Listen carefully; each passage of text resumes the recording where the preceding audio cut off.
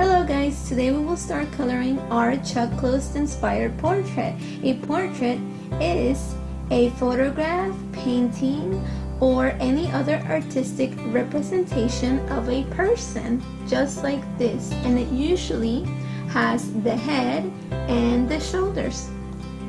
So let's get started. Today, remember, we are celebrating him and many other artists with disabilities. So make sure to check out our Bitmoji Museum and learn more about other artists with disabilities. And always remember to be kind to others, because we are all equal and we should all be respectful to one another. So let's go ahead and get our colors. Now what we are going to do today is we are actually going to be coloring this area of our artwork. And today I am going to be discussing how math and art go hand in hand. What we see here is an array. An array is a set that shows equal groups in rows and columns. Here we have 1, 2, 3, 4, 5, 6, 7, 8. 8 rows, and the rows go this way. And we have 1, 2, 3, 4. 4 columns. So if I want to see what the area is, I will have to multiply the length, which is this, times the width, which is this over here. So if I have 8 times 4, what would it be? When you multiply it, you get 32. There are 32 squares in total in this area.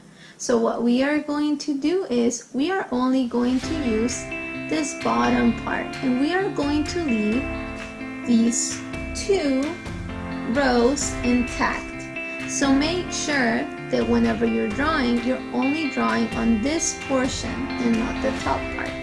Now let's go ahead and get started. And as we see in Chuck Close's drawings and paintings, he actually creates little designs inside each of the squares. So you're going to be needing a pattern to get started with. And your pattern is going to consist of the colors that you want to use. You can use whatever colors you want to create this, alright? So I am going to get started on the hair first, and then I will go ahead and do the other little ones, little sections of the face. Now the colors that I am using do not have to be realistic colors. They can be any color that I want to use.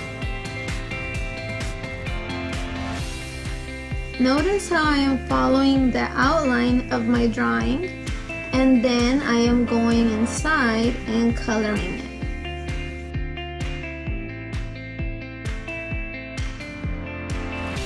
Now I am done with my hair. Make sure that you're using about 3 or 2 different colors for your patterns. Now let's go ahead and get into the facial features. Now what I like doing is outlining the eyes first so that I know that the eyes are there. And you can use whatever color you want for this.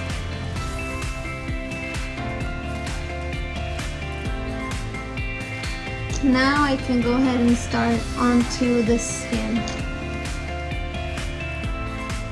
And notice that when I'm going on the nose, I'm going in between each line and creating a different color for each line.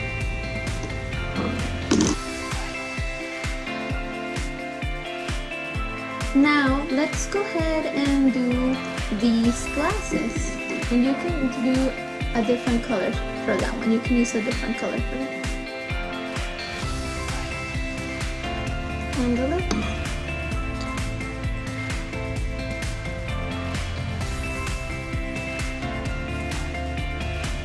Now let's go ahead and get to the neck and the shirt.